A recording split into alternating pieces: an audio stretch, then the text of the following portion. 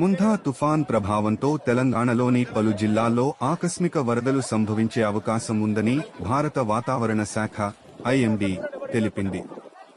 ముఖ్యంగా తెలంగాణలోని ఆదిలాబాద్, నిర్మల్, నిజామాబాద్, జగిత్యాల, కామారెడ్డి, కరీంనగర్, సిద్దిపేట, వరంగల్, జనగామ, యాదాద్రి, మహబూబాబాద్, మెదక్, మేడ్చల్, పెద్దపల్లి జిల్లాలకు ఐఎండీ అలర్ట్ జారీ చేసింది. ఇప్పటికే 2 రాష్ట్రాల్లో విస్తారంగా వర్షాలు కురుస్తున్నాయని పేర్కొంది.